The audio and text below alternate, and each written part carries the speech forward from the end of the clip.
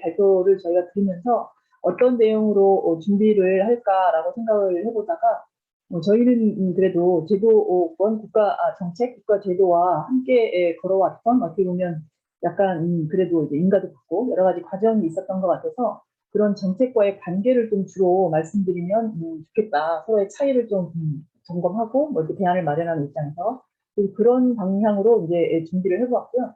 우선은 이제 그럼에 또 갖고 있는 어려움 뭐 이런 것도 있겠죠. 그래서 제목은 변화의 바람을 잇는 공동육아라고 해서 이번 저희 여름 교사 대회에 제가 이제 했던 내용 중에 하나가 변화의 바람을 잇는다라는 주제였어요. 그래서 그 제목을 함께 해서 한번 가져와 봤습니다.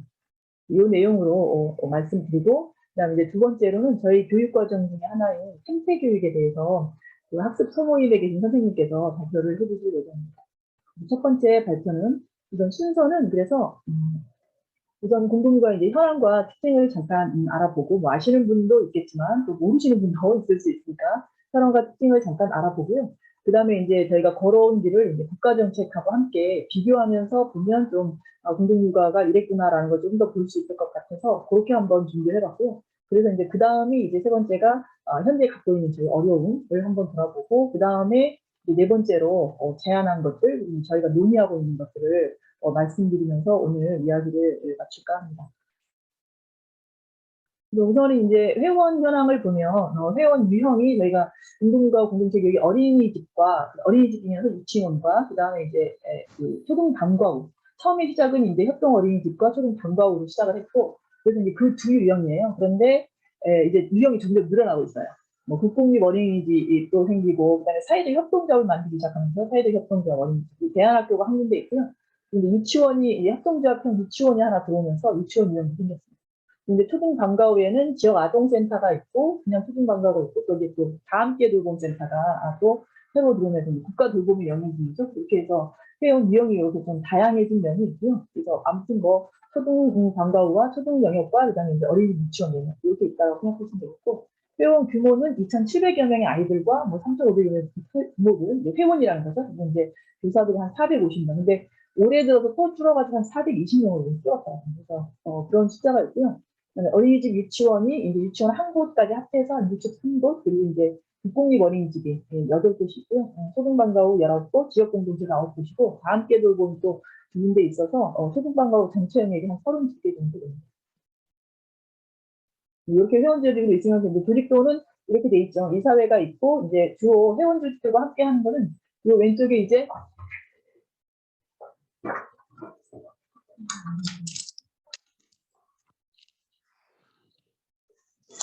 소리가 좀 잘 들리실까요? 울린다는 소리가 있어서 이어폰을 사용했습니다. 네. 예, 지금 잘 들립니다. 그걸 몰랐네요. 그래서 왼쪽에 운영위원회 조직이 있어서 운영위원회가 이제 현장들하고 함께 하는 실제적인 매달 모여서 이제 논의하는 조직이라 여기에 이제 조합 대표자들, 그러니까 초등과 어린이집 유치원 쪽 대표자들이 들어오고 그다음에 교사회 쪽에서도 또 교사회 대표자들이 들어오고 이렇게 해서 이제 전체 논의 구조를 가져가는 구조고요. 이제 부설기관과 위탁기관이 있고 위원회가 자원활동하시는 분들로 주로 이루어져 있어서 이제 우리 현장교육들을 지원하는 위원회가 이렇게 인지위원회, 뭐 정책위원회, 현장교육 지원 전문가 회의단 이렇게 쭉 있습니다. 그리고 이제 사무국이 있고요. 이런 뭐 조직들과 이렇게 한번 보고 가시면 될 것 같고요. 그래서 이제 교육과정은 저희가 교육과정을 만들면서 만들어가는 교육과정이다 이렇게 얘기를 합니다. 그래서 이 만들면서 만들어간다라는 거는 현장에서 그 변수를 적극적으로 이제 반영하면서 실현하는 이런 교육과정이다라는 의미고요. 교육과정의 특징으로는 일상생활을 중심으로 하는 비정형이라고 얘기를 해요. 형식을 정확하게 갖추고 있는 교육과정이라기보다는 이런 현장의 그 변수나 이런 것들이 섞여 들어가는 이런 비정형의 딱히 형식적이라기보다는 그런 것을 추구하는 이런 교육과정이고요. 놀이나 생태, 아동 중심, 관계 중심, 지역사회 중심의 교육과정이라고 이렇게 말하고 있습니다. 그래서 이 중에 이제 생태 중심의 교육과정에 대해서 이제 다음에 이제 발표하실 분이 조금 더 얘기를 해주실 거고요.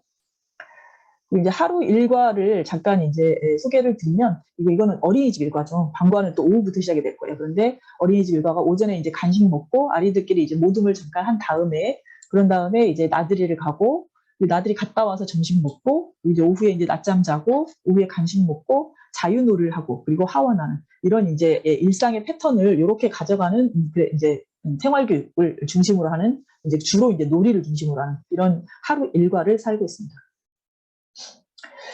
이제 현황은 그랬고 저희가 이제 걸어온 길을 주로 이제 국가정책하고 비교해서 한번 말씀을 드려보면 우선 아주 오래전에는 이제 보건 정책 중심 정책이다라고 해서 약간 구호나 시혜로 이제 얘기되던 정책들이 이럴 때가 있었던 것 같아요. 그때가 이제 91년이라고 보면 그때는 공동유아가 이제 약간 모태를 형성하는 이런 시대 이런 시기라고 봤고 이때 뭐 어린이 걱정 모임이나 해송 보육학교, 해송 유아원으로 이어지는 이런 시절이 있었는데 이게 또 중간에 이 약간 권위주의 정권이다 보니까 새마을 유아원이라는 걸 만들면서 저희 이것들이 이제 제도로 딱 흡수되어 버리는 이런 과정이 좀 있었습니다. 그런데 두 번째가 이제 보육 정책의 기틀을 마련하는 시기다라고 해서 한 94년 정도까지를 보면 이때 이제 저희는 공동육아 연구회를 설립하면서 이제 공동육아의 방식에 대해서 조금 이제 고민을 하기 시작하는 이런 때가 되었고요.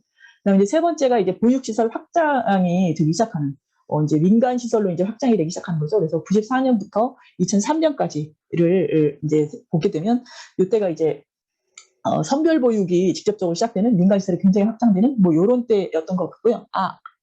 그렇군요. 그리고 그래서 이제 저희 같은 경우는 94년에 최초의 공동육아 어린이집이 시작이 되게 됩니다. 우리 어린이집이라고. 그리고 이제 98년에는 지역 공동체 네트워크, 이제 지역 아동센터들이 저희가 지역 공동체라고 이렇게 얘기를 해요. 그래서 지역 공동체 학교들 간의 네트워크를 결성하기 시작하고요. 그 다음에 이제 도토리 방과후라고 초등 방과후도 설립이 됩니다. 그리고 이제 네 번째가 영유아보육법이 개정되면서 2012년까지가 이제 제도화를 저희가 이제 꿈꾸게 돼요. 그래서 누구나 누리는 공동육아라고 이제 모토를 잡고, 그다음에 2005년에는 보육시설에 이제 부모협동 시설이 추가가 되게 됩니다. 그래서 본격적으로 이제 그 전에는 약간 반제도화기라고 해서 대안적인 모델, 제도화 옆에서 대안적인 모델을 보여주는 이런 방식이었다면 이때는 이제 좀 제도 속으로 들어가서 함께하는 이런 그리고 이제 공동육아의 방식을 누구나 누리는 것을 추구하는 이렇게 바뀌었고요. 그래서 이제 보육시설에 협동 시설이 추가되고 이제 저희가 국공립시설을 위탁받기 시작합니다. 그래서 2008년에는 대전의 뿌리와 새싹, 2009년에는 마포구립의 성묘리집 위탁받는 것을 시작으로 해서 이제 어떻게 보면 함께하는 시기가 되었고요. 그다음에 이제 2012년부터 이때 돌봄 공동체 시작 시기라고 이렇게 한번 이름을 붙여보았는데요. 이때부터 이제 그 돌봄 공동체라고 이제 그 말할 수 있는 서울시의 뭐 공동육아 활성화 사업이라든가 여성가족부의 이제 공동육아 나눔통 사업이라든가 이렇게 이제 공동체를 중심으로 하는 그런 돌봄이 시작된 시기로 보여지고요. 근데 이제 이때 2013년에 협동조합 기본법이 또 통과가 됩니다. 그래서 협동조합이라고 제가 공동구의 협동조합이라고 이름을 썼었는데 이제 협동조합 기본법이 통과가 되면서 협동조합이라는 이름을 쓰지 못하게 되어서 그 뒤부터는 이제 2014년부터 공동육아 사회적 협동조합을 만들기 시작해서 첫 인가가 2014년에 있었고요. 지금은 현재 전체 조합의 한 3분의 2, 이제 전체 현장의 한 3분의 2 정도는 사회적 협동조합을 만들어서 활동을 하고 있습니다. 근데 2018년에 온종일 돌봄 체계가 시작이 되면서 이제 다 함께 돌봄센터가 이제 세팅이 되게 되었어요. 그래서 아동 돌봄에 새로운 이제 국공립이 나서게 된 거죠. 그리고 이제 2019년에는 누리과정에 놀이 중심 교육과정이 들어가게 되었습니다. 그래서 이 두 가지가 이제 2018년부터 세팅된 이런 것이 이제 공동육아에 영향을 좀 크게 주고 있는 면이 있어요. 국가에서 아동 돌봄까지 신경을 쓰게 되었고, 그다음에 이제 누리과정에 놀이 중심이 들어가서 약간 이제 공동육아에 갖고 있던 교육과정이 확산되는 이런 과정이 있었다고 보여지고요. 근데 2020년에는 아시다시피 코로나가 시작이 되어서 아동 돌봄이 거의 멈추었다라고 이제 생각이 되는 그래서 그런 시기였고, 그래서 이제 코로나가 올해 약간 이제 소강인지 끝났는지 아무튼 이런 2022년에는 그래서 이제 새롭게 활동을 시작하면서 약간 공동체가 암흑기를 맞았다가 약간 복원의 과제를 갖게 된 이런 시기를 맞고 있습니다. 근데 이렇게 하면서 이제 저희가 제안했던 내용들은 이제 그 전에 뭐 국공립 확충이라든가 참여 보육, 그러니까 저희는 부모랑 함께하니까 부모가 참여하는 양육자와 함께하는 보육이라든가 교사 처우 개선이라든가 그리고 이제 협동조합 기본법 제정, 누리과정을 놀이 중심으로 개편하는 것까지가 어떻게 보면 이제 공동구에 주장해왔던 그런 일이었고요. 그리고 이제 이런 것들이 지금 현재에 많이 어떻게 보면 실현되었다라는 이런 뭐 어떻게 보면 성과라면 성과일 수 있는 이런 것들이 있었고요. 그런데 이제 그러고 나서도 또 사회 환경에 좀 변화가 있었습니다. 이제 핵가족 증가라고 돼 있지만 사실은 이제 요즘 핵가족을 넘어서 이제 나홀로 가족까지 되어 있잖아요. 그래서 그런 현상이 있고 아동수 감소가 점점 조금씩 아동수 감소가 있었다라고 이제 인정이 되는데 그런데 코로나 시기를 지나면서는 아동수가 급감하고 있다라고 이제 생각이 들 정도로 좀 아동수 감소가 팍 체감이 되고 있습니다. 그리고 이제 뭐 4차 산업이라든가 이런 시장의 변화들이 있었고, 여성의 경제 활동 증가도 있었고, 코로나19가 있었습니다. 그러면서 이제 돌봄이 전 사회적인 필요성이 증대되는 이런 사회 환경의 변화가 있었다고 생각이 들고요. 그러면서 이제 새로운 대안을 고민하고 제안하게 됩니다. 그래서 우선은 교사 대 아동 비율이 이제 한 부모가 아이의 사고를 계기로 주장하게 되면서 거기에 이제 함께하는 과정이 있었고요. 그래서 교사 대 아동 비율을 낮추는 것에 대한 이야기가 있었고, 그런 다음에 이제 국공립 확충 이후에 그러면은 국공립이 확충된다라고 하면 뭐 굉장히 바람직한 방향이긴 하지만 분명히 이 공적인 모델이 획일화될 것 같은데, 그러면은 앞으로 어떻게 해야 하느냐에 대해서 고민하면서 좀 공적 운영 모델의 다각화를 제안하기 시작합니다. 그래서 민간의 공공성의 영역을 이제 인정해줘야 된다라는 것을 주장하기 시작하고요. 그리고 이제 놀이 중심, 아동 중심 그 교육 과정이 이제 2019년부터 시작이 되었는데, 이것이 실제로 어떻게 실현되고 있는지에 대한 이제 점검이 필요하다라고 이제 얘기를 하기 시작했습니다. 그렇게 얘기하면서 이 정도를 어떻게 평가할 것이냐에 대해서 저희가 갖고 있는 여러 가지 중에 이제 참여를 중심으로 이제 얘기를 하기 시작했습니다. 그래서 아동들이 얼마나 참여하느냐를 봐야지 실제로 아동 중심의 교육 과정인지, 놀이 중심의 교육 과정인지, 아이들이 놀고 있어도 그거를 한번 봐야 되지 않느냐라는 것으로, 올해는 이제 서울시 여성가족재단에서 내년부터 할 연구과제를 제안해달라고 해서 참여에 대해서, 그래서 아동의 놀이 중심이 누리과정에서 어떻게 실현되고 있는지를 참여를 중심으로 연구해달라. 이것과 그다음에 이제 실제 이 참여 보육 과정에 이제 그 부모들이 함께하는, 부모들이 참여하는 것이 공공성의 영역이라고 북유럽에서 얘기하는데 실제 어떤지 그것도 좀 연구해달라라고 이제 저희가 제안을 했던 이런 과정이 있습니다. 그래서 이제 참여와 이제 기후위기가 끝났으니까 이제 생태와 그다음에 이제 마을까지 이런 세 가지 키워드를 가지고 앞으로 이렇게 교육 과정과 방향을 재설정하는 이런 과정들에 대한 고민을 하고 있습니다. 이 과정들을 이제 설명을 드릴 거고요. 그러면서 이제 국가정책과 그러면 공동육아의 차별성은 뭐냐가 또 고민이 되는 면이 있어요. 이제 말씀드렸던 것처럼 2019년부터 놀이 중심을 이제 국가 정책에서도 말하기 시작하고, 아동 돌봄에서도 다 함께 돌봄이라고 해서 아동 돌봄을 이제 국가가 가져가기 시작하고, 이러면서 이제 그러면 공동육아와 차별성이 뭐냐에 대해서 고민이 되어서 이제 정리한 자료입니다. 목적이 우선은 다르다. 그래서 정부에서는 우선 목적이 여성 일 가정의 양립, 그다음에 저출생 대책, 그다음에 인재 양성, 이런 세 가지 목적을 갖고 있다면 공동육아가 갖고 있는 것은 당사자성이다. 그래서 이 보육을 함께하는 3주체, 부모와 교사, 그리고 이제 아동이 갖고 있는 당사자성을 실현하는 거다. 그래서 이 셋의 목소리를 내고 이 셋이 행복한 것이 공동육아의 목적이다라는 것이, 그래서 이제 이 목적이 정부와 공동육아가 다르기 때문에 보편성의 방향이라든가 공경성이라든가 정책의 방향이 달라진다라고 생각이 되고요. 그래서 보편성의 방향이 정부에 생각할 때는 선별보육에서 보편보육으로, 그다음에 이제 앞으로는 유보통합이 지금 얘기가 되고 있죠. 그래서 아동의 평등한 출발점, 그리고 이제 사회복지라는 말에서 사회서비스라는 말로 이렇게 바뀌어가고 있다면, 저희는 지금 이곳에 현재의 아동, 그리고 지금 이곳에 고립된 양육자와 교사의 행복이 이제 방향이 되고 있고요. 공공성의 방향도 가정에서 시장으로 갔다가 국가로 공공성이 확대되는 이런 이제 국가 책임의 방향으로 갔었다면, 저희는 거기에 사회적 육아다. 그래서 공동체 돌봄이나 마을이 섞여 들어가는 이런 육아가 이제 방향이다라고 해서 사회적 육아라는 개념을 계속 얘기하고 있고요. 그래서 이제 정책 방향이 이제 국공립 확충의 방향, 취약 보육, 맞춤 보육, 유보 일어나는 방향으로 정부가 간다면, 저희는 마을과 함께 사라진 아이들의 사회 관계망을 회복해야 한다. 그리고 비영리 보육법인 이제 협동어린이집이나 사회적 협동조합이죠. 이런 것들에 대한 지원책을 마련해야 된다. 민간의 공공성을 인정해달라고 얘기하기 시작했습니다. 그래서 이제 공동육아의 현재 위치를, 이제 사회적인 위치를 잠깐 살펴보면, 어떤 사람은 이제 공동육아를 졸업하신 어떤 분이 살면서 자기가 알아야 할 것들의 대부분은 공동육아에서 배웠다라고 이제 얘기한 말이 있어요. 그래서 제가 그 말이 듣기가 좋아서 자꾸 여기저기 쓰고 있습니다. 그래서 이제 우선은 첫 번째로 저희가 협동조합의 형식을 가지고 이제 사회적 협동조합을 만든 거는 정확한 협동조합 기본법이 생긴 이후에 만들었지만, 협동조합의 방식을 가지고 오래 했었기 때문에 역사가 생긴 협동조합의 그 특징을 가지고 있습니다. 그래서 우선 이해 당사자가 함께하는 부모 참여, 그다음에 교사들이 협력하는 것, 이런 것들이 특징이 있고요. 그리고 이들이 이제 소통을 하는데 수평하게 소통하는, 그래서 회의 체계나 이런 데서 별명을 쓰면서 소통하는 이런 수평한 소통의 관계망을 갖고 있는 그런 특징이 있고요. 그리고 이제 이렇게 부모랑 교사랑 함께하는 관계망이 이제 확장이 돼서 마을로까지 확장이 되는, 마을 사업까지 함께하게 되는 이런 특징이 있습니다. 그러면서 이 안에서 이제 성장한 사람들이 약간 민주 시민의 역량을 갖고 성장하더라라고 이제 보여지고 있고요. 그래서 사회적 육아를 실현하는 곳이다라는 그런 특징을 갖게 된 것 같습니다. 그리고 이제 교육과정 같은 경우도 지금 현재는 이런 교육과정들이 여기저기에서 다 어떻게 보면 우리도 하고 있다라고 말을 하고 있는 이런 교육과정이 되었죠. 그런데 공동육아 시작할 때에만 해도 이렇게 이 교육과정을 얘기하는 곳은 거의 없었습니다. 그래서 먹거리에 대한 것이라든가, 그러니까 친환경 먹거리죠. 이제 생태,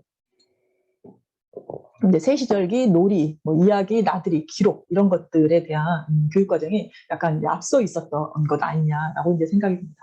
이제 앞에서 말씀드린 것처럼 만들어가는 교육과정이라는 것이 이제 현장성에 관한 이야기인데, 이 현장이 회원 조직에 지금 아까 앞에 말씀드린 것처럼 한 100여 개의 현장 회원 조직이 살아있고, 거기에서 이제 함께 이제 이렇게 소통할 수 있는, 법인과 소통할 수 있는 현장성이 또 특징인 것 같고요. 그리고 이제 아이들과도 함께 평어를 쓰고 별명을 쓰기 때문에 약간 이런 것이 특이한 낮은 자세의 아동권의 특징을 갖고 있지 않나라는 생각이 듭니다. 근데 이런 여러 가지 특징이 있는데, 많은 것들이 저희가 하고 있는 것들이 사실은 암묵지입니다. 그래서 이제 명문화돼 있거나 이렇게 딱 이렇게 정리되어 있거나 이런 것보다는 서로 몸에 배어 있는, 세월에 배어 있는 이런 것들이 많이 있습니다. 그래서 앞으로는 우리가 이렇게 협동으로 일하는 우리의 노하우를 모아서 이렇게 새로운 변화를 만들어가는 이런 지점을 좀 찾아야 하지 않을까라고 이제 생각하고 있고요. 특히나 이제 사회적 협동조합을 많이 만들기 시작하면서 이런 사회적 협동조합의 운영 구조, 이제 그 전에 하고 있던 이제 조합형이라고 이제 얘기를 하는데, 조합형의 운영 구조와 이렇게 비슷한 부분이 있어서 이제 저희가 사회적 협동조합을 만들었던 건데, 이거와 이렇게 만든 지 얼마 되지 않기 때문에 딱 맞는다 이렇게 해석이 되거나, 아니면 사회적 협동조합 방식으로 해석을 하거나 하는 것이 아직 조금 부족합니다. 그래서 그런 것들을 앞으로 이제 딱 매치시키는 이런 게 좀 필요하고요. 그게 바로 이제 어떻게 보면 느슨한 공동체의 모습이 아닐까 싶습니다. 그래서 이런 느슨한 공동체의 모습으로 우리가 목표로 하는 당사자들, 부모와 교사와 아동이 이렇게 성장하고 행복하게 되는 것, 이런 것들이 이제 공동육아가 하고자 하는 방향이 아닐 것이고요. 그래서 이제 이 당사자에 대해서 잠깐 얘기를 드리면, 당사자가 이제 공동육아에서는 교사와 부모라고 할 수 있잖아요. 사회적 협동조합의 이해 당사자도 두 주체고. 그래서 이제 이 교사회가 지금 여기 이 조직도에서 보시는 것처럼 95년부터 이제 공동육아가 처음 생길 때부터 함께 해왔던 이제 30여 년의 역사를 가지고 있는 교사회고요. 이제 자체적으로 이렇게 조직과 연역과 전관을 가지고 있는 체계를 갖고 이렇게 30여 년을 해온 교사입니다. 그래서 이제 매년 여름과 겨울에 교사 대회를 열어요. 그래서 올해도 지금 7월 21일부터 2박 3일로 열네요. 450여 명의 교사들이 모여서, 지금 코로나 시기라 지금 온라인으로 모이죠. 이렇게 모이고, 그다음에 이제 총회로 자신들의 대표를 선출하고, 이제 10년 근속이면 상을 수여하는데, 제가 요번에 기회가 돼서 한번 찾아봤더니 근속상 수여자가 144명 정도 됐더라고요. 그래서 그 정도를 배출하고 있는. 근데 이제 수여자이기 때문에 퇴직하신 분도 계실 거예요, 그죠? 그런 분들은 이제 어쩔 수 없고 제가. 그런데 아무튼 수여자만 셌을 때 그 정도가 있었고, 그래서 이제 약간 연구하는 교사나 활동하는 교사, 협동 연대하는 교사로서의 교사회가 있지 않나 이렇게 생각이 들고요. 그러면서 이제 그 모습을 보여주는 게 여러 가지 있죠. 학습 소모임이 한 이렇게 지금 7가지죠. 7개가 이렇게 활동을 하고 있는 이런 모습이 있습니다. 이게 공동육아 교사의 특징이고요. 그래서 이제 공동육아 교사의 특징은 또 저희는 이제 보육교사의 미래가 공동육아 교사다라고 이제 생각을 하는데, 공동육아 교사의 개인적인 특징들이 있습니다. 우선은 공적인 언어를 갖고 발언하고, 왜냐하면 회의를 또 많이 하니까, 회의도 많이 하고 또 부모들하고 이제 대화를 하고 해야 되니까 공적인 언어를 갖고 발언하고, 또 사회에도 대사의 메시지를 이렇게 발언하기도 하고요.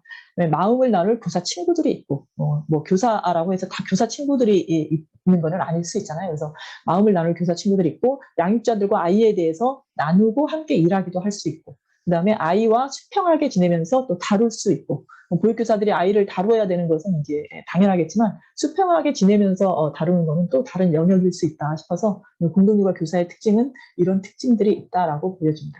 요거는 이제 오른쪽에 있는 표는 저희 처음에 공동육아로 들어왔을 때 첫 해에 한 1년 안에 이수해야 되는 현장학교 기초과정의 이수표고요. 이건 참고로 보시면 되고요.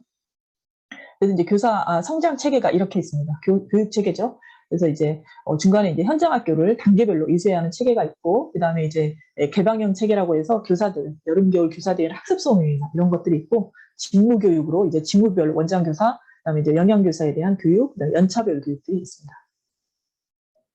그래서 이제 이런 교육들은 공동육아 교육연구원에서 이루어지고요. 공동육아 교육연구원의 체계는 여기서 교사 교육, 부모 교육, 뭐 이렇게 토론까지 이렇게 운영하는 이런 체계는 한번 참고로 보시면 될 것 같습니다. 그리고 이제 나머지 또 하나 당사자가 공동묘가 이제 아마라고 이제 저희를 얘기합니다. 그래서 부모랑 뭐 양육자 이렇게 얘기하는 아마인데 공동묘가 조합원이라고 얘기는 써놨네요. 근데 아마인데 아마들이 사실은 이제 처음에 세상이 그리운 사람들의 재사회화 과정을 겪는다 이렇게 얘기도 하고 세상을 다시 만난다 공동묘를 통해서 이렇게 얘기합니다.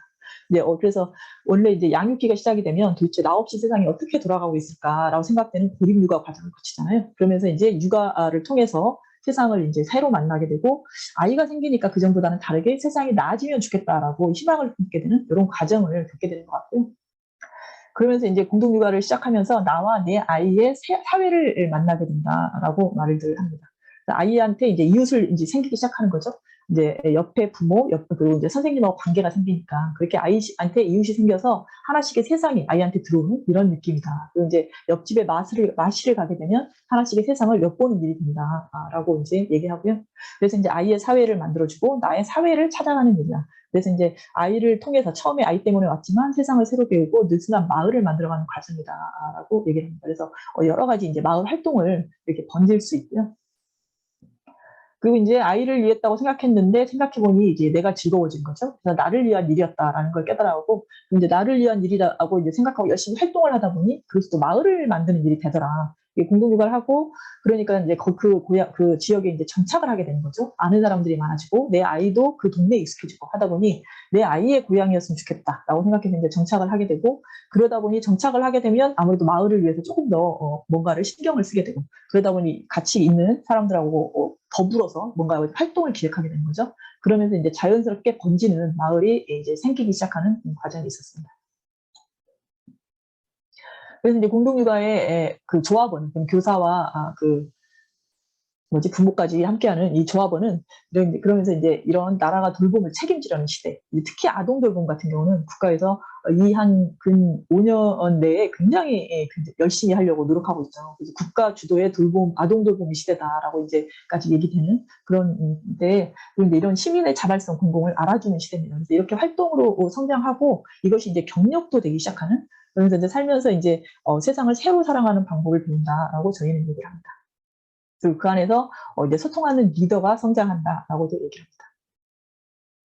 이렇게 이해 당사자가 함께하는 이제 사회적 협동조합인데, 그래서 이제 사회적 협동조합 방식으로 이제 앞에 말씀드린 것처럼 저희가 해석을 해나가기 시작했고요. 그래서 우리가 하는 협동을 사회적 협동조합이니까 협동을 할 거 아니에요. 이해 당사자들이 협동을 하는데 무엇을 협동을 하는지 이런 것들을 이제 이렇게 이제 해석을 하자라고 이제 얘기를 합니다. 이거는 김신영 선생님이 쓴 책에 나와 있는 내용들을 이제 기초로 해서 이제 얘기를 한 거고요. 무엇을 협동하느냐? 자본과 노동과 생각을 협동한다. 숫자를 하고, 그 다음에 일을 하고, 그 다음에 회의를 하니까 이런 세 가지를 협동한다. 그리고 어떻게 협동하느냐? 조합원이 주인이 되도록 협동한다. 그래서 조합원이 성장하는 과정을 겪는다. 조합원의 성장이 처음에는 이게 뭔지 좀 궁금했다가 의문을 품었다가 약간 안목이 생기고 시야가 생기는 이 과정을 겪는다. 그래서 진정한 주인의 과정. 그러니까 요구하기 전에 전체를 살필 수 있고 그에 따라서 판단을 내리며 자신이 해야 할 의무를 알고 권리를 행사하는 이런 성장의 과정을 겪는다라고 이제 얘기하고 있고 이게 이제 신자유주의 시대에 국가가 하기 힘든 민간의 공공성의 영역을 하고 있는 것이다라고 이제 생각이 되면서 이해 당사자가 협동하는 과정이 이렇게 소통하는 리더가 자라는 과정이다. 그리고 민주 시민의 소양을 쌓게 되는 과정이다. 그래서 이제 이런 이해 당사자가 함께하면서 지역하고 또 만나게 될 때, 이럴 때 이제 어떻게 보면 사회적 협동조합에 꽃이 핀다라고 얘기하고 있습니다. 그런데 이제 이런 과정을 저희가 여러 가지 이제 의의가 있다라고 이제 평가되는 과정이 있긴 한데 이제 어려움이 있죠. 어떤 어려움이 있냐면 우선은 아동수 급감이 진짜 그 코로나 시기를 겪으면서 특히나 급감이라고 생각되는 어려움이 있습니다. 그래서 2021년 한 해에 어린이집 기관 수가 2,000개소가 줄었다라고 이게 한호충의 집계가 공식 집계예요. 그래서 일평균 6개소 감소예요. 그래서 공동육아 어린이집 같은 경우도 2021년 한 해에 6개소가 폐선했습니다. 그 전에 이제 공동육아 어린이집이 이제 폐원한다거나 아니면 대기자가 없다거나를 이제 상상하기 어려웠던 이런 시기가 몇 년 전만 해도 있었거든요. 그런데 이제 실제로 거의 모든 공동육아 어린이집의 회원 숫자가 좀 축소가 되고 있고 그리고 이제 이렇게 실제로 폐원하는 어린이집이 생겨나면서 어떻게 보면 약간 충격이 있는 거죠. 우리 이래도 괜찮나?라고 이제 충격을 받게 되는 이런 상황이 있었습니다. 그리고 이제 국가 주도 이제 아동 돌봄의 시대라고 얘기를 하는데 국공립 어린이집 확충으로 국공립 어린이집이 이제 많이 생기기 시작하는 거죠. 그리고 이제 다 함께 돌봄센터들. 그래서 초등 영역에서도 국공립이 생겨가지고 이제 확충이 되기 시작하는 거죠. 그래서 우리가 이제는 국가와 지자체와 경쟁하게 되는 상황에 놓여 있구나라는 것이 이제 실감이 나고 있습니다. 그리고 이제 그동안에 해왔던 이제 누구나 누리는 공동육아라는 모토로 이제 공동육아의 가치 확산에 대해서 굉장히 열심히 이제 노력한 이런 것들이 있어서 공동육아의 가치가 실제로 확산이 되었다라고 이제 평가되는 이런 면이 있긴 한데, 그러면 이제 정체성의 고민이 좀 되고 있습니다.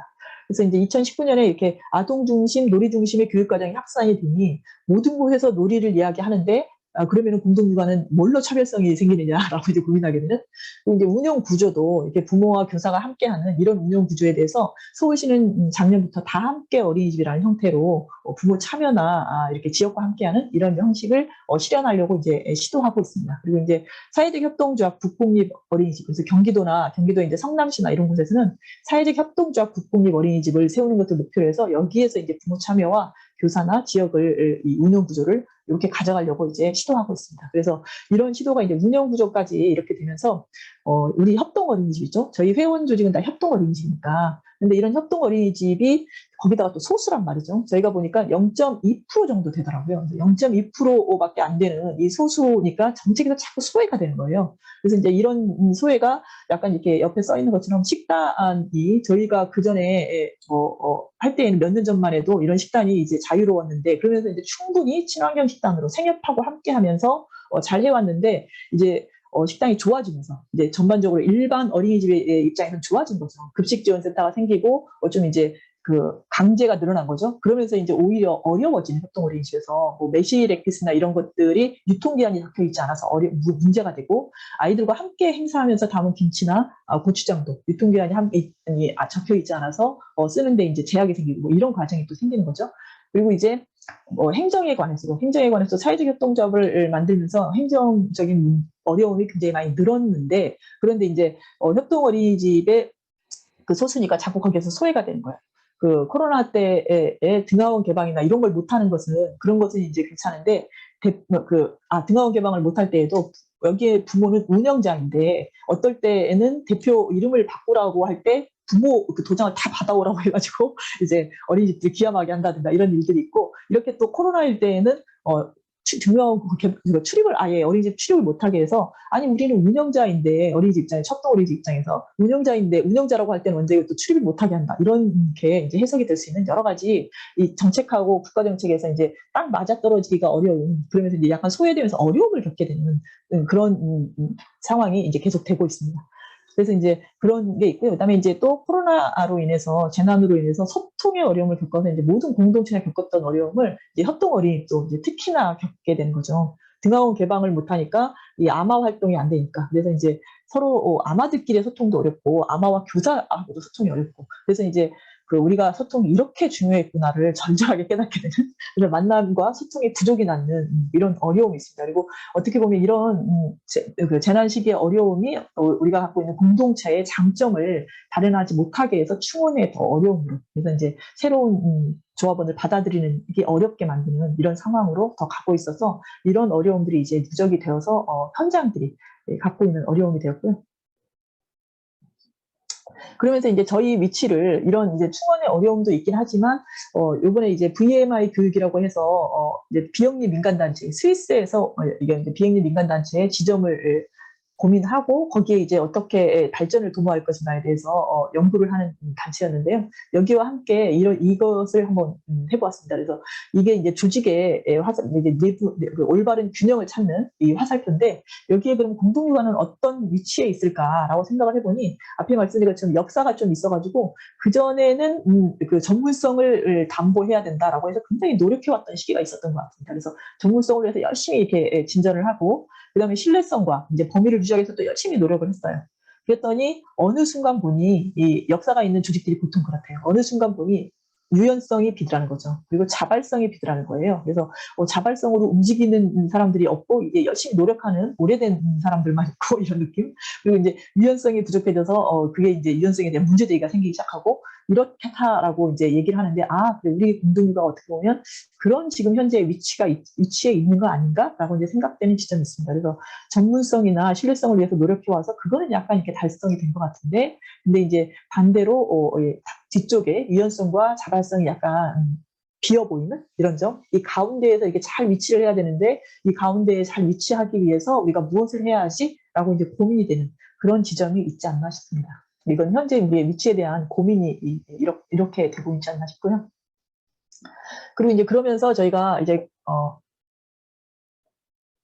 정책적으로 이제 제안을 하는 것들을 요번에 육아정책연구소의 콜로퀴움에 가면서 제안한 내용들을 중심으로 해서 제안한 내용들을 한번 훑어와 봤습니다. 그래서 앞으로의 그래서 왜 이렇게 지원이 늘어나도 양육이 점점 힘들어지고 출산이 낮아질까에 대해서 이제 얘기를 하면서 주된 제안의 방향은 우선은 그런 거죠. 그러니까 아까 앞에 말씀드렸죠. 민간의 공공성의 영역, 우리 민간의 공공성의 영역을 이제는 인정해 줘야 한다. 그래서 그 영역을 확보해줘야 된다라는 것이었고요. 그래서 우선은 사업에 분배를 할 때 홍보나 신청이나 이런 관리망을 갖는 것이 이제 신뢰나 효율성이 나은데 활동 기획은 민간 쪽에서 하는 것이 자발성이나 효율점에서 낫더라라는 얘기를 드렸고, 그다음에 이제는 이제 어제 저희가 뒤풀이를 하는데 옆에 있는 전혀 모르는 어떤 나이 많은 아저씨가 막 고래고래 소리를 지르면서 그 얘기를 하더라고요. 우리나라가 이제 저희가 이제 옆에서 이제 막 공동육아 이야기를 하고 있으니까 우리나라도 이제 선진국인데 캐나다처럼 해줘야지. 돈은 무조건 지원해달라 그래. 막 이러면서 소리를 지르더라고요. 그래서 저 사람도 저렇게 얘기를 하는 시대구나라고 이제 느껴지는. 그래서 이제 아동 돌봄 같은 경우는 특히 돌봄이 있는 곳에 이제는 지원은 있어야 된다. 고립육아 문제를 아무리 해결하려고 해도 해결이 잘 안 되잖아요. 그 역사가 이제 쌓이고 있어요. 그래서 돌봄이 있는 곳에 지원이 있어야 한다라는 것과 특히나 자발적인 돌봄이 살아나가는 방향, 살아날 수 있는 방향으로 지원이 있어야 한다라는 것을 얘기했고요. 그다음에 이제 그러려면 평가지표 개발에 함께하는 것이 중요하더라. 왜냐하면 평가지표에 가치관이 다 들어있는 거잖아요. 그런데 이 평가지표가 바뀌지 않고는 선언적인 구호밖에 안 되기 때문에 평가지표 개발에 함께하자라고 해서 올해 같은 경우는 이제 초에 경기도 아동돌봄 사회적 협동조합, 이제 사회적 협동조합 영역이니까 그나마 조금 선도적으로 이렇게 제안하고 함께했던 면이 있고요. 이 평가지표를 함께 개발했던 예가 있습니다. 그래서 여기에 이제 평가지표 개발에 저희가 갖고 있는 참여의 키워드라든가 이런 것들이 들어가야 한다라고 이제 적극적으로 제안하고 반영이 된 이런 예가 있습니다. 그래서 이런 것들에 대해서도 얘기했고요. 그다음에 이제 위탁을 이제 저희가 받아서 이제 해보니 위탁법인의 성격이 이제 국가에서 하는 거 아니면 비영리법인인 게 바람직한데 이런 법인의 공정성이나 투명성은 따로 이제 검증하는 절차를 있더라도 위탁이라는 것 자체가 그만한 인력과 에너지가 들어가는 일이더라고요. 그래서 비영리법인에서 하려니 이게 참 여력이 어렵다라고 해서 오히려 위탁 같은 경우는 수수료가 있어야 한다라고도 이제 적극적으로 주장을 했고요. 그다음에 이제 협동어린이집의 어려운 위치에 대해서도 그전에는 이제 협동어린이집을 특히 이제 이렇게 관이나 지자체에서 볼 때 그들만의 리그라는 말도 있었죠. 그래서 자기들끼리 좋아서 하는 면도 있고, 그리고 이제 충분히 그렇게 해도 괜찮은 이제 별로 어렵지 않은 이런 느낌이 있었다라면, 근데 이제 지금 현재 협동어린이집이 이렇게 어려워졌다라고 이제 저희가 이제 얘기를 해야 하는 시기가 됐고, 그래서 협동어린이집의 어린 위치에 대해서 소수인 한계에서 오는 정책의 소외에 대해서 앞에 말씀드린 것처럼 대표를 변경하라고 한다든가 식단이라든가 CCTV 문제도, CCTV 같은 경우도 저희는 이제 공동육아 어린이집이 서로 충분히 그 여자랑 부모랑 소통하기 있기 때문에 CCTV를 달지 않는다라고 하면서 이제 다 이제 부모들이 사인해가지고 CCTV를 달지 않는데, 은근히 정책에서 이제 CCTV를 달고 있는 곳만 이제 뭔가 이렇게 지원을 해주는 이런 게 하나씩 있단 말이죠. 그래서 이제 사람을 좀 당황스럽게 하는 이런 것이 있습니다. 그래서 이런 정책에서 오는 소외들에 대해서 얘기했고, 그래서 이제 이렇게 대안적인 민간 공동체가 실험할 수 있도록 지원해줘야지 앞으로 이게 민간의 공동체도 살고 국가의 보육도 살 것이다라고 이제 얘기한 것이 있습니다. 그리고 이제 초등반가 후 조합에 다함께 돌봄센터가 생기면서 이제 굉장히 타격이 컸습니다. 왜냐하면 그전에는 저희가 갖고 있는 초등반가 후만이 어떻게 보면 아동 돌봄을 책임지고 있다라고 생각하기도 하는 그럴 정도의 위치가 있었는데, 갑자기 국가가 아동 돌봄을 시작하는 이런 정책에 완전한 긍정적인 방향이 생기니까 갑자기 저희가 하고 있던 초등반가가 야매가 되어버렸단 말이죠. 그래서 이제 지원이 없는 건 둘째치고라도 약간 타격이 있는 면이 있어서 요것에 대해서도 이제 지금 고민이 되고 있습니다. 그래서 이렇게 어렵게 지속되어 오던 돌봄 공동체가 이게 위기 상황을 맞게 되는 거, 거기다가 교사 경력 인정도 안 해주는 이런 상황에 있어서 다른 뭐 학원 선생님들까지도 이제 인정이 되었는데 저희 교사 경력은 인정이 안 돼요. 그래서 이렇게 조금 함께 이 다함께 돌봄센터를 세팅할 때 함께 이제 먼저 좀 고민하고 합법화해 주었다라는 사실은 이런 다함께 돌봄센터의 내용을 모범적으로 견인해내는 이런 역할을 할 수 있었을 텐데 아쉽다라고 이제 얘기를 드렸고, 그다음에 그러면서 이제 올해 저희가 교사 경력 인정을 요구를 할 예정이다라고도 얘기를 드렸습니다. 그래서 이 활동은 이제 올해 기획되고 있고 이제 계획이 있고요. 그다음에 이제 사회적 협동조합을 만든 비영리 보육법인이잖아요. 그래서 이런 법인에 대한 고려가 필요하다. 사회복지법인이나 이런 것들은 좀 역사도 있고 이게 숫자도 있기 때문에 지원이 있는데 오히려 이제 이런 비영리 보육법인에 대한 고려는 너무 없다라고 이제 얘기한 게 있고요. 그다음에 이제 또 주되게 이제 여기 참 아까 그 맨 앞에 써 있어야 되는 문제인데 목표가 이제 지원의 이제 국가 정책의 목표가 앞에서 말씀드린 것처럼 뭐 여성 일가족 양립, 일가정 여성의 양립 뭐 이런 것이 아니라 당사자의 행복이 되어야 한다라는 것도 이제 얘기를 드렸습니다. 그리고 이제 내부적으로는 저희도 아까 그 충원의 어려움이나 이런 상황이 있다 보니까 공동육아에도 변화의 바람이 필요할 수 있겠다라고 생각이 되어서 여러 가지 이제 고민이 되는 지점이 있습니다. 그래서 법인 같은 경우에는 법인 입장에서는 이제 조직점검 TFT를 이제 연구를 시작했고요. 그래서 이 연구를 기반으로 이제 어떻게 보면 우리 조직을 한번 점검하는 이런 과정을 겪게 됐고요. 정관이나 규정 같은 게 쭉 들어와서 점검하고 있고 현장을 어떻게 지원하는지 이런 것도 좀 점검하고 있습니다. 그리고 이제 작년에 여성가족부 전국 법인으로 이제 전환해서 전국 법인 만드는 과정도 있었고요. 그리고 이제 생애 주기 확장에 대해서도 고민이 시작되고 있습니다. 그래서 앞으로 이 아동까지의 시기에서 이렇게 확장하는 것에 대해서 고민을 해야 되지 않느냐라는 얘기도 나오고 있습니다. 그리고 올해 교사회가 2022년 변화의 바람을 잇다라는 제목으로 대표교사 리더십 과정에서 이렇게 쭉 얘기를 나누고 하루 종일 이거에 대해서 이제 대표교사들이 토론하는 과정이 있었고요. 이걸 이제 여름교사대회에서 전체 교사들이 또 토론할 거고 페다회에서 이걸 연구를 해서 겨울교사대회 발표하고 하는 과정이 교사회에서 올해 계획하고 있는 과정입니다. 그리고 이제 사업 영역에서는 저희가 보통 이제 리브랜딩이라고 이제 얘기를 하는데 공동육아의 여러 가지 갖고 쓰고 있는 단어나 하고 있는 방향들이 이제 이 언어가 다 확산이 돼버렸다고 해야 되나요? 놀이 중심이라든가 이런 언어들, 생태라든가 이런 언어들, 친환경 뭐 이런 것들이 다 이제 확산이 되어서 이게 차별성이 없어진 이런 면들이 있어서 공동육아가 갖고 있는 것들을 다시 한번 재발견해보자. 그리고 이제 거기에 새로운 이름을 붙여보자. 라고 해서 아까 이제 그 놀이 중심의 참여를 중심으로 해석해 본다든가 이런 과정들을 좀 고민하고 있고요. 그래서 이제 그러기 위해서 참여자 분석을 지금 설문지를 이렇게 돌려가지고 분석하는 과정을 갖고 있고 언어 정비를 고민하고 있습니다. 그리고 이제 작년에 이제 조직 문화에 대해 고민하면서 저희 공동육아의 공동체의 특성이죠. 그래서 그 특성을 어떻게 형상화할까에 대해서 즐거운 공동체, 협동하는 공동체, 뭐 이제 유연한 공동체, 뭐 변화에 유연한 개방적인 공동체 뭐 이런 것들을 좀 질문지를 쭉 만들어서 한번 함께 고민해 본 적이 있습니다. 그래서 즐거운 협동과 유연한 개방에 이런 조직 문화의 방향이어야 하지 않을까라고 이제 고민되는 시점이고요. 그리고 이제 회의 문화에서 워낙 회의를 저희가 많이 하니까 회의 문화를 고민해서 이제 회의 문화 모듈을 만들어서 이제 함께 하자라고 해서 이제 회의 문화를 연구하는 그런 게 이제 작년에 있었고요. 그래서 이제 뭐 요건 있고 그런 과정이 있었습니다. 이런 방식으로 이제 공동육아의 변화의 바람을 읽으면서 서로 이제 안에서부터 이렇게 변화를 만들어 가려고 하는 그리고 이제 새로운 세대와 함께하기 위한 방안을 만들려고 하는 이런 노력이 있다라고 봐주시면 좋을 것 같고요. 그래서 이제 참여를 그러면 이 참여를 중심으로 이제 우리가 이 키워드로 이게 어떻게 놀이 중심, 아동 중심을 이끌까에 대해서 올해 이제 사업 계획에 발표했던 자료인데요. 우리가 갖고 있는 참여의 성격을 보면 수평한 소통을 하는 조직의 참여고 협동할 줄 아는 참여고 당사자가 참여하는 거다. 그러면서 이렇게 당사자가 참여하기 때문에 개인의 성장이 일어나는 참여다라는 생각이 들고 그래서 이제 아동을 중심으로는 참여권, 아동의 참여권을 이 아동의 생활에서 놀이에서 이렇게 얘기할 수 있지 않을까라는 생각이 들고요. 양육자는 참여 보이고, 그다음에 교사는 교사회의 협동을 이렇게 얘기할 수 있을 것이다. 그리고 이제 이것이 이제 사회적 협동조합을 이루어서 이해 당사자가 협동하는 참여로 이렇게 만들어진 과정을 우리가 이제 이런 국가주도의 돌봄이 획일화가 되어갈 때 이런 민간의 공동성, 이런 당사자성으로 그리고 이제 비영리법인의 필요성으로 얘기할 수 있지 않을까라고 이제 정리한 면이 있고요. 그리고 이제 참여 이후에 또 생태와 근데 이제 이렇게 참여를 얘기했더니 저희 현장에서는 어떤 분이 참여는 새로 오는 분들한테 좀 부담스럽다. 이게 이제 정책적인 언어로는 참여가 의의가 있는데 실제 현장에서 있는 분들은 그렇게 생각하지 않아. 참여 이거 뭐 새로운 부모들 부담스럽다. 이런 것보다는 차라리 참여보다는 뭐라고 얘기했어요? 개방.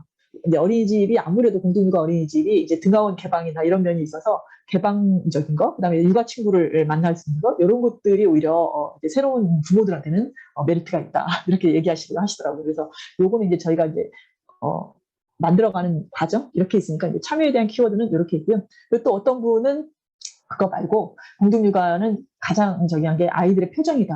행복한 표정 이것이다. 그래서 앞에도 말씀드렸던 것처럼 당사자의 행복을 키워드로 삼는 게 낫지 않나. 그래서 아동이 행복한 그리고 이제 와서 일하고 이제 활동하는 양육자와 교사들이 행복한 이 지점을 찾아서 키워드를 만드는 게 맞지 않냐 이렇게 얘기를 되고 있습니다. 그래서 지금 여러 가지 이야기가 되고 있는 중이다라고 봐주시면 좋을 것 같고요. 그리고 이제 생태와 마을에 대해서도 이 서울시장이 바뀌면서 마을이란 말을 다 지우고 있다는 소문이 들리기도 하던데, 근데 이제 생태와 마을에 대해서도 재난 이후에 이제 미래 아이들의 일상을 생각했을 때 기후행동, 그다음에 이제 마을이 이 아이들의 삶의 기본 조건인데 지금 재발견해서 만들어줘야 하는 조건이 되고 있지 않나라는 생각이 들어서 이것들을 이제 공동육아가 하고 있는 기후행동, 공동육아가 하고 있는 마을 활동들을 좀 더 찾아서 새로 이제 그 사회에 어떻게 발신할 수 있을까? 이 말이 아니고 다른 말로 우리가 표현할 수 있지 않을까? 이 활동들을 이렇게 이제 고민하면서 이 활동들에 대해서 이제 다시 돌아보자라고 이제 생각하는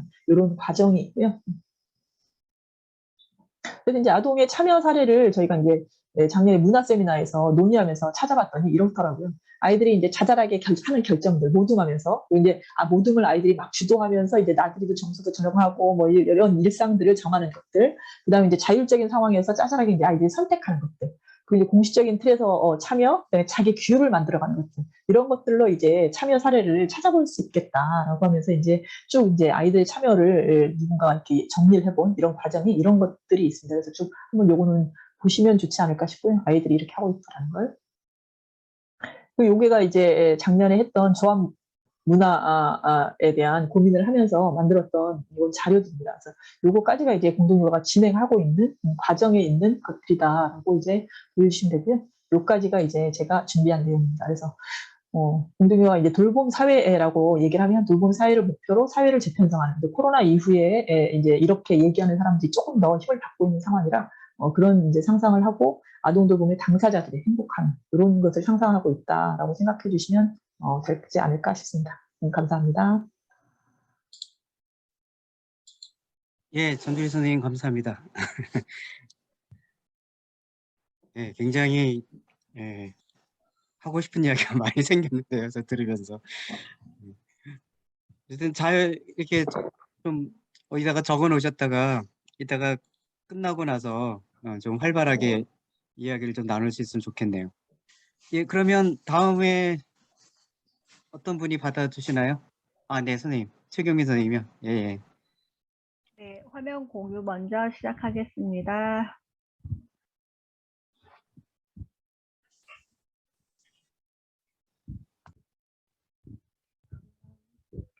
쇼가 어디 갔지?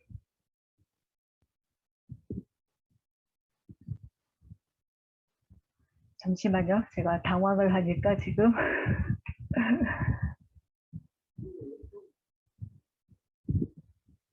비디오 수가 어디 갔지?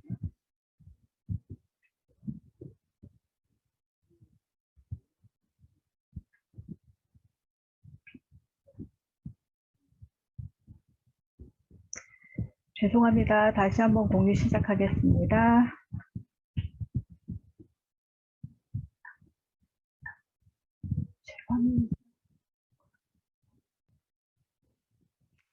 네, 잘 보이시나요? 네, 잘 네. 보입니다. 네. 네, 안녕하세요. 저는 대안교육의 대안을 묻다. 오늘이 그 마지막 시간이죠. 마지막 시간인 만큼 네네, 조금 지쳐가시는 시간일 수도 있는데 저는 그 마지막 시간인 공동육아의 상상과 실천, 그 실천 중 실천 사례인 공동육아의 생태교육 돌아보기를 발표하는 발표자 최경민입니다. 지난 3개월간 성미산학교 초등부터 중등, 고등, 청년으로 이어지는 생애 주기에 따른 대형교육 현장의 치열한 고민들을 제가 정말 처음으로 좀 많이 접한 것 같아요. 그래서 저도 많은 질문을 던져보는 시간이었는데요. 오늘은 그 생태주기별 교육 중에서 가장 바탕이 되고 기초가 되는 영유아의 현장에서는 무슨 일이 일어나는지 한번 이야기를 해보려고 합니다. 그리고 저의 소개를 간단히 하자면 저는 공동육아 현장에서 13년을 일했고요. 그리고 아까 이제 사나리가 말씀해 주신 누구나 누리는 공동육아의 시설로 네, 공동육아 그 국공립 어린이집 원장으로 7년째 근무하고 있으며 대형교육 학부모로는 7년을 살았고요. 그리고 이제 공동육아의 생태소모임에서 10년을 지금 활동 중에 있습니다. 사실 저는 지금 지내고 있는 현장은 사실 공동육아 확산을 위해 위탁받은 국공립 어린이집으로 사실 순수 대안교육은 아니에요. 학교도 혁신학교가 있듯이 저희도 이제 국공립 대안 어린이집이라고 보시면 될 것 같습니다.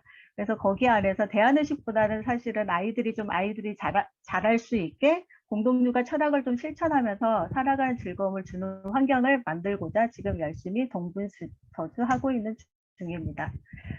오늘의 이야기는 그런 아이들의 실제적인 현장 이야기로 생태교육 중심으로 알아보도록 하겠습니다. 근데 왜 저희가 생태교육을 하게 되었는지 고민이 좀 많았어요. 그래서 이제 여러 가지 이유가 있었는데 처음 제가 아까 20년 경력이 되었잖아요. 20년 전에 사실 공동육아에 처음 왔을 때 생태교육이라는 말은 없었습니다. 그때는 자연친화 교육이라는 말로 저희가 자연에서 함께 얘기하고 오감을 즐기는 나들이를 통해서 자연의 변화도 느끼고 생명 종준도 배우고 먹거리에 대한 관심이 굉장히 많아서 아이들과 함께 농사를 지면서 세시절기에 따른 것들을 쌓아가면서 생활 안에서 이런 것들을 좀 즐길 수 있었던 것 같아요.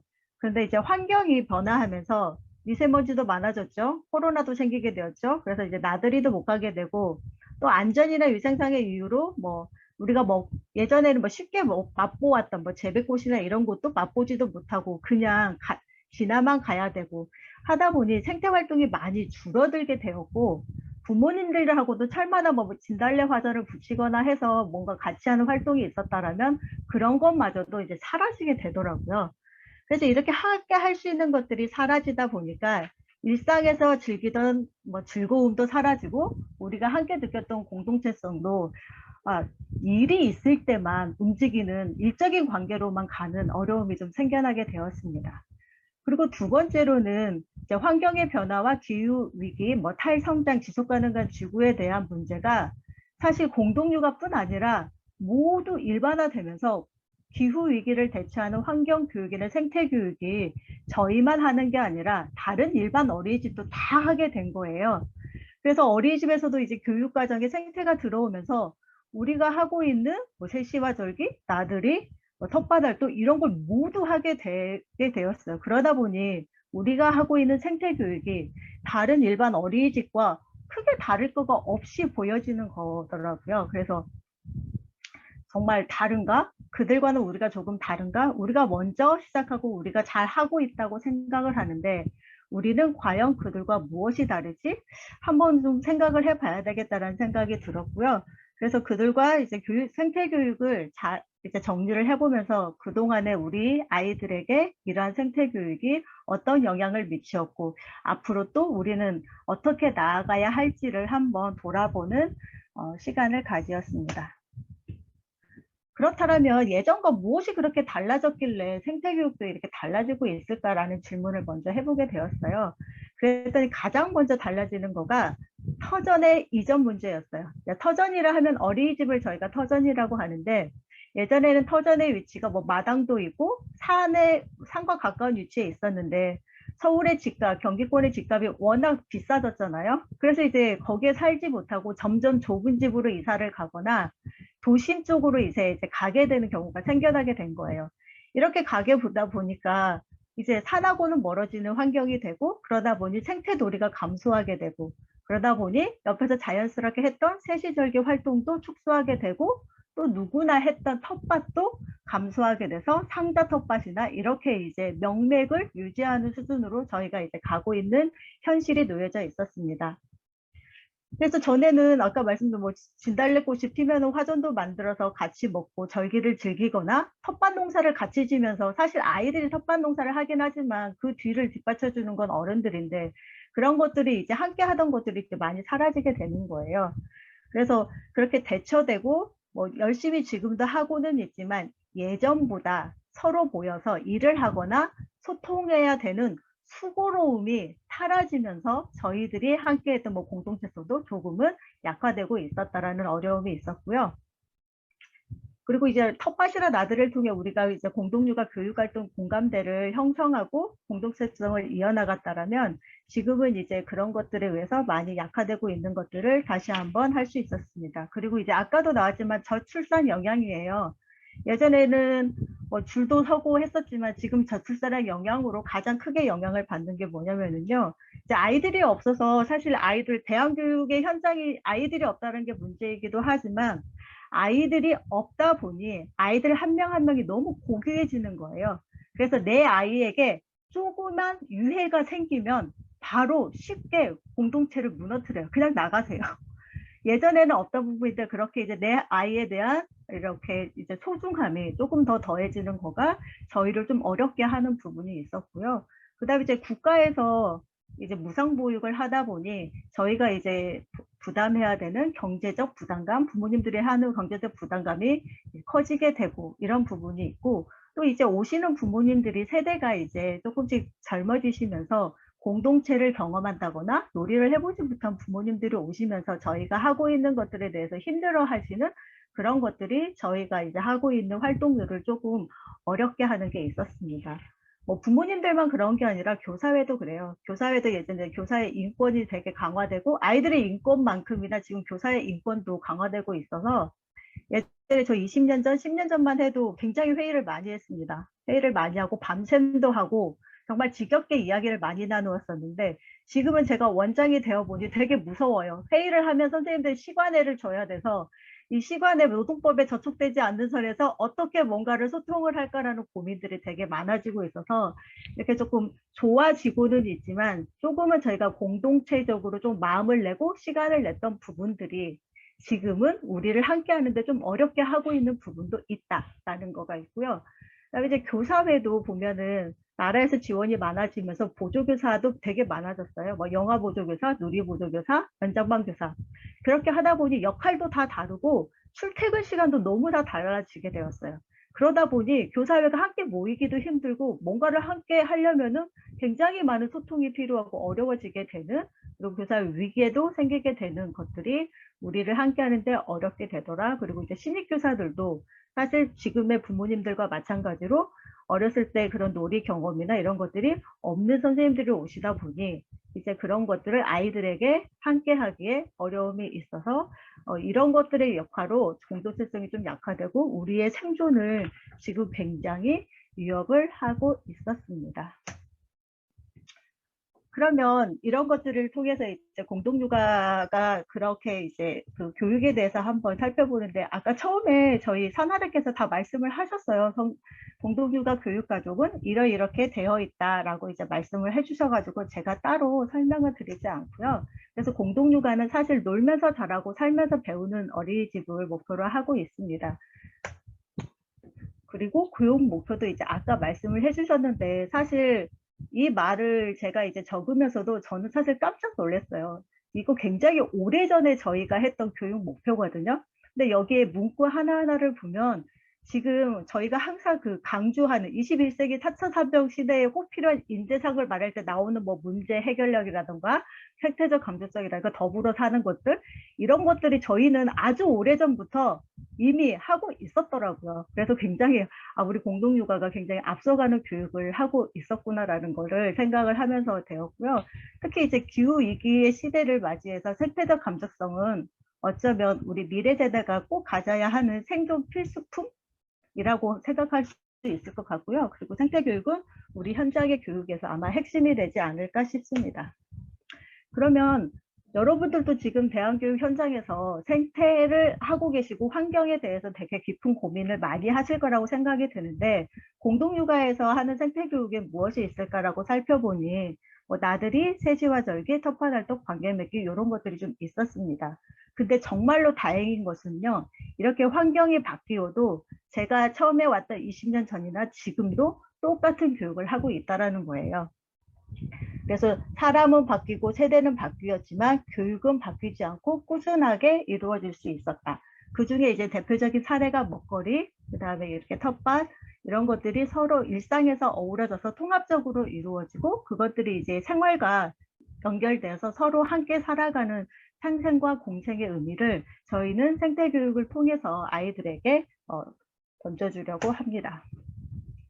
사실 생태란 한자어로 풀이를 하면 살생, 모습태, 뭐 살아가는 모습, 걸 말하는 거죠. 그래서 이제 나를 둘러싼 자연과 사람이 어떻게 살아가는 알아가는 교육이기에 생태교육은 사실 뭐 하나로 뭐 분절이 아닌 우리 생활에 가장 가까이에서 이루어지는 놀이, 뭐 먹거리, 생활 전반 환경에 모두가 연관되어 있어서 우리의 삶을 이루고 있더라고요. 이는 아이들뿐만 아니라 어른들에게도 나타나서 처음 이제 어린이집에 오시잖아요. 그럼 생태에 전혀 관심이 없으세요.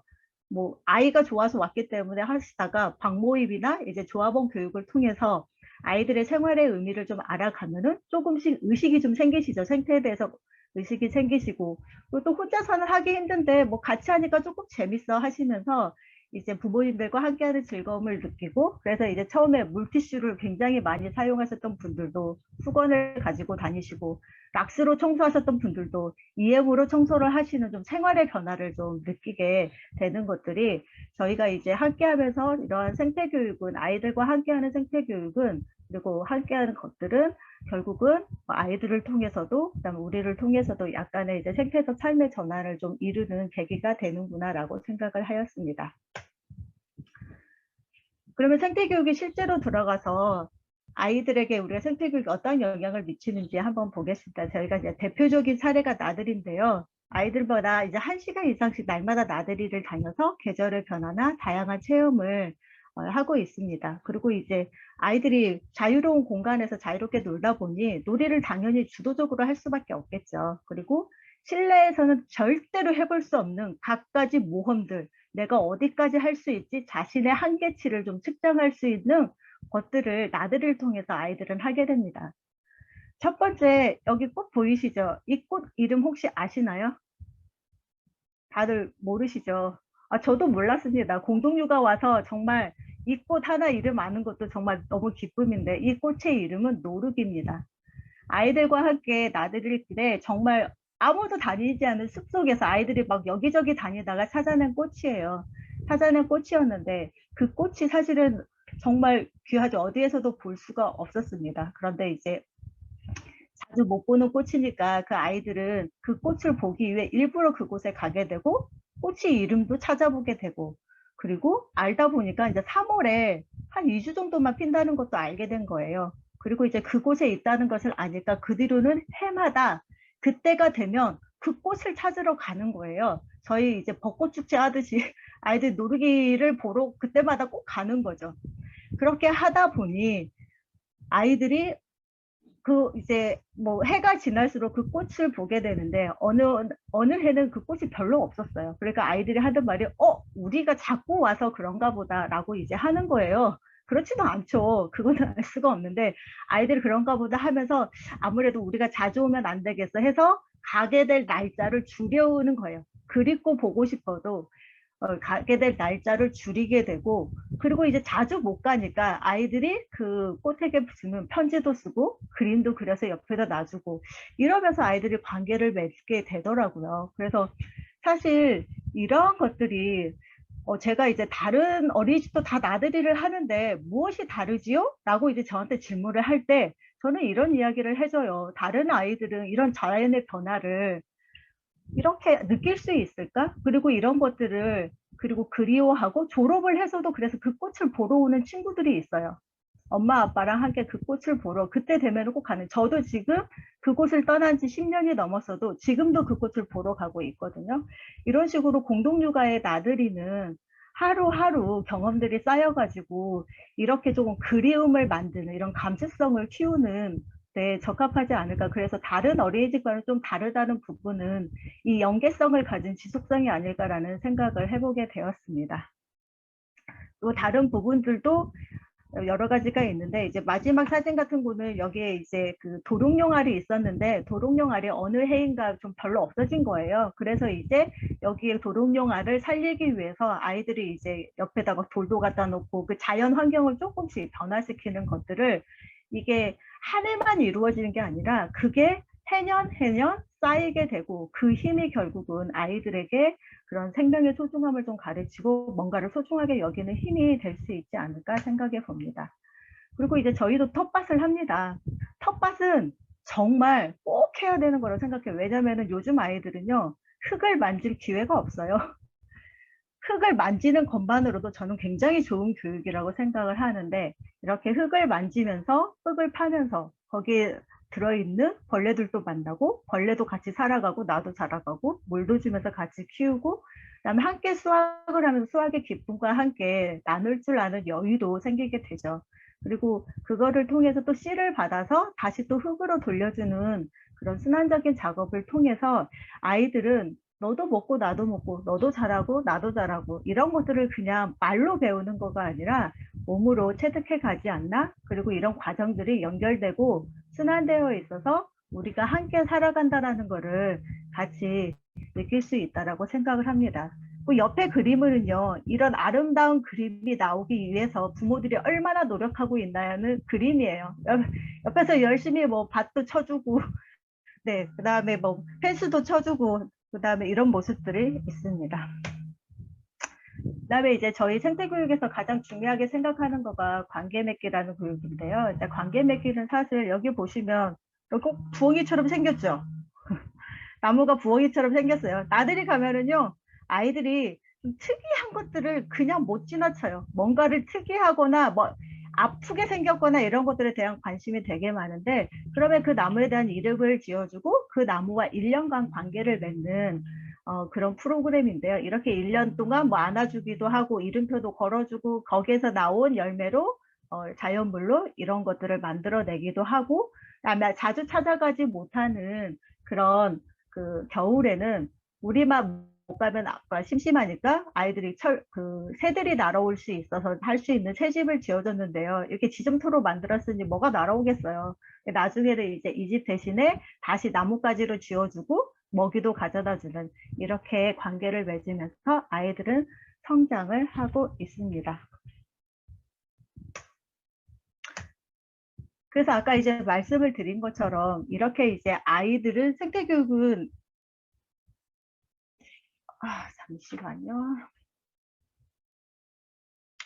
이렇게 이제 많은 아이들의 생태교육을 위해서는 이와 같이 이제 경험들을 이제 많이 하게 되는데, 사실은 이런 경험이 그냥 나오는 거는 아니더라고요. 엄청나게 숨은 힘들이 많이 있는데, 아마 대안학교에서도 아이들이 스스로 할 수 있는 일이 되게 많을 거예요. 근데 이제 유아기 때는 아이들이 스스로 할 수 있는 보다 좀 도움을 받아야 되는 일이 많아서 그 도움을 주는 역할들을 선생님들과 부모님들이 이렇게 하고 있습니다. 그래서 제가 피땀 눈물로 했는데요. 정말 피땀 눈물을 쏟고 있습니다. 그래서 아이들이 이런 환경을 하기 위해 교사들은 서로 함께 하는 것을 찾아내고 정말 많은 회의를 하며 공동육아에서 하는 교육뿐만 아니라 서로 이제 소모임도 구성하여서 연대를 하는데요. 여기 있는 모습이 이제 제가 지금 하고 있는 10년간 공부하고 있는 저희 숲처럼이라는 생태 소모임의 사진입니다. 그래서 이런 것들의 모든 교육이 사실은 우렁이 각시 같은 교사들의 피땀 눈물이 녹아있기 때문에 그런 것들이 이루어지기도 하고요. 그래서 교사의 통합이 이렇게 함께 했을 때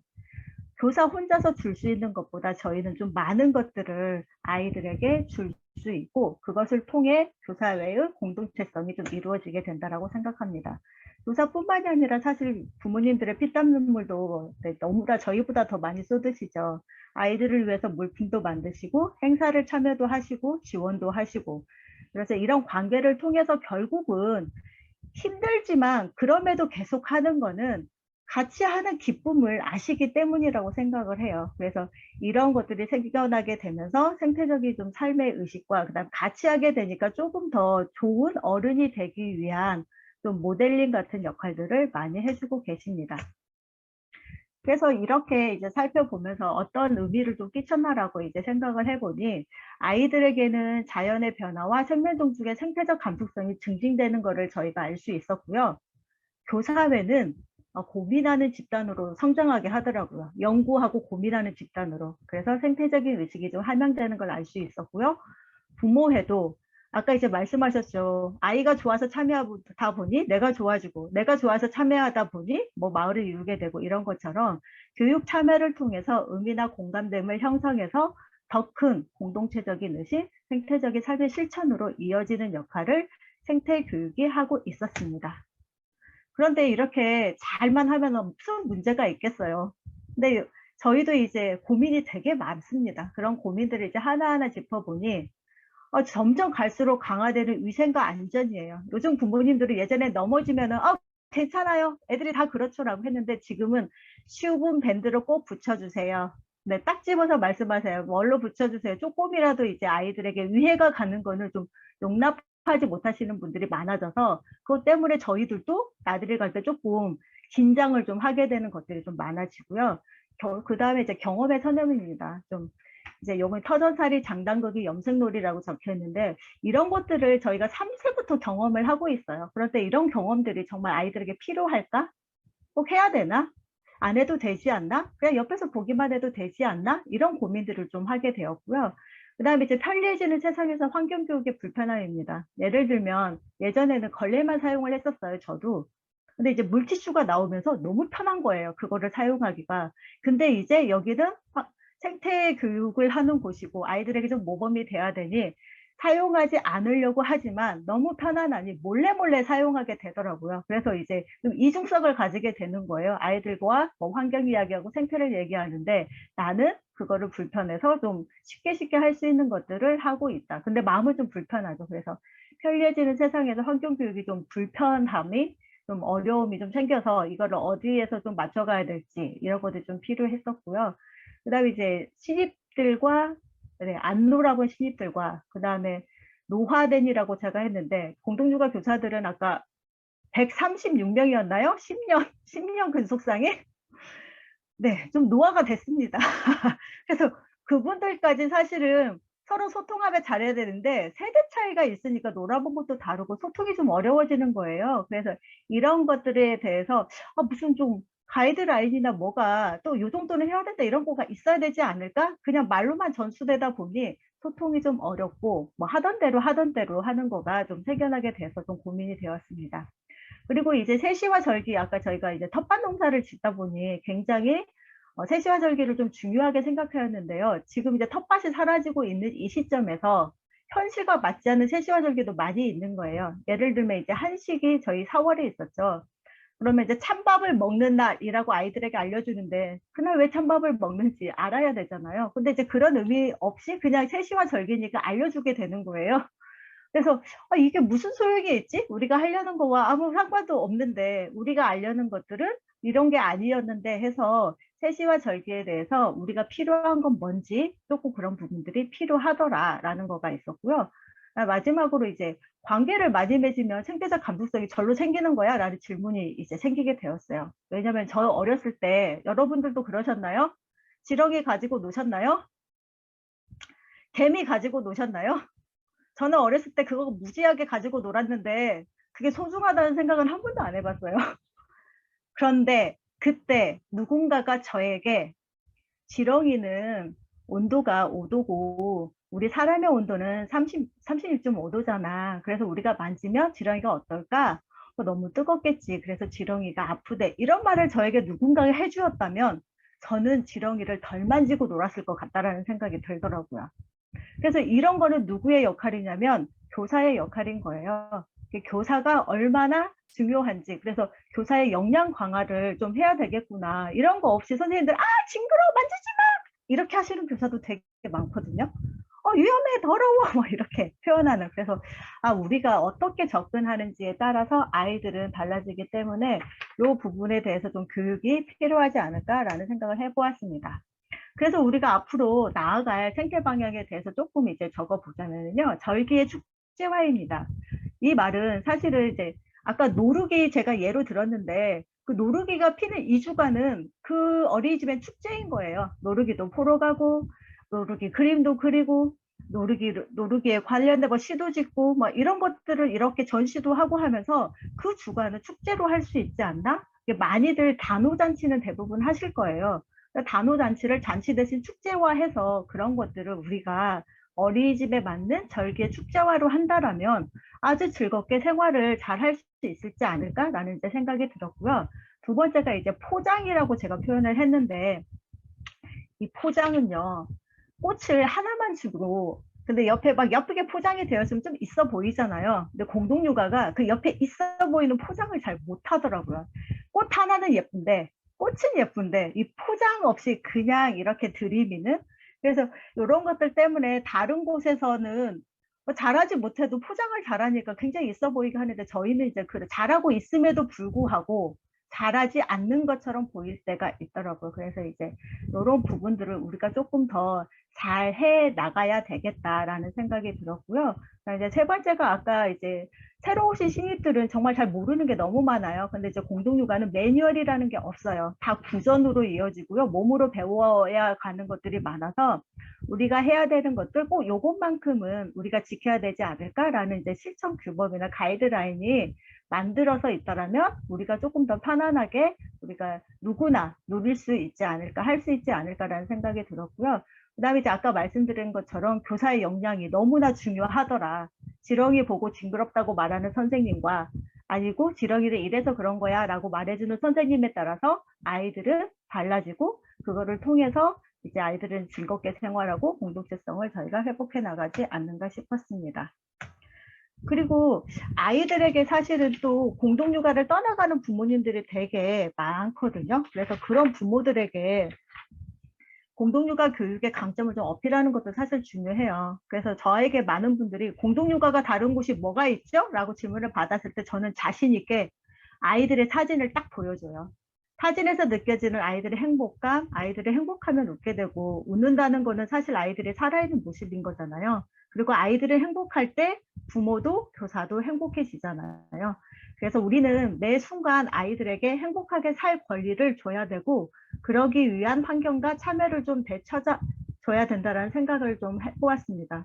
행복한 아이들은요, 호기심이 있고요. 그 호기심을 풀어가는 과정에서 성취감을 느끼고 성취감을 느끼면 자신감과 자존감이 좀 따라오겠죠. 이러한 자존감이 높은 아이들은 공동육아를 졸업할 때요, 이런 말을 해요. 나는 뭐든 다 할 수 있을 것 같아. 사실 이런 말 너무 멋지지 않나요? 자존감이 충만한 아이들은 스스로 잘 놀면서도 건강한 관계를 맺을 줄 아는 어른이 될 거라고 생각해요. 제가 이제 대안교육 현장에서 이야기를 들어보니까 올라갈수록 고립, 뭐 자해, 불안, 우울 이런 얘기들을 되게 많이 하시더라고요.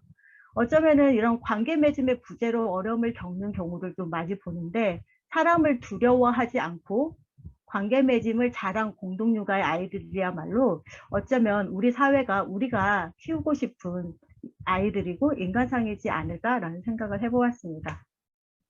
또 공동육아 방향에서도 말한 것처럼 아까 이제 실천 사례들을 있다고 하는데요. 이 많은 실천 사례들 중에서 요즘 이제 공동육아는 이런 노력들을 하고 있어서 이제 말씀을 드리는 거고요. 한 가지 소개하고 싶은 거는 이제 많이들 아나바다 장터를 하시는데 아나바다 장터도 이름이 좀 가지가지더라고요. 근데 이제 시냇물 장터라고 해서 시냇물은 위에서 아래로 흐르죠. 그래서 언니 오빠가 동생에게 이렇게 물려주는 그런 것들. 그런 이름으로 이름이 시냇물 장터여서 이렇게 터전에서 생태적 삶을 실천하는 사례들이 굉장히 많이 있는데 이렇게 저희가 하고 있는 뭐 도자기 장터나 뭐 전기 있는 놀이시설, 한식, 채식 이런 것들을 저희가 열심히 한다면 결국은 이런 것들로 인해서 다른 것들도 조금 변화가 일어나지 않을까라는 생각이 들고요. 나는 이런 거 하기 힘들어. 어쩌다 한 번 하는데 괜찮을까라고 하시지 마시고 작은 실천이라도 한두 번 하는 것이 안 하는 것보다 훨씬 나으니까 열심히 실천해 주시면 좋을 것 같습니다. 그리고 그런 실천들이 모이고 모여서 저희는 이제 생태 삶의 실천으로 저기 송내동 마을을 소개해 드리는데요. 이제 저희 부천에 있는 곳이고 산 어린이집과 상방구 학교가 연대해가지고 관계망을 형성해서 함께 만든 공간이에요. 그래서 동네 사랑방도 있고요. 산 제로 생점이라는 자원 순환을 하는 상점도 있습니다. 이런 상점이 가까이에 있으니까 아이들은 이러한 상점을 통해서 일상에서 그런 생태를 할 수 있는 기회를 많이 가질 수 있고 조금 더 그런 의식들이 생겨나는 것 같습니다.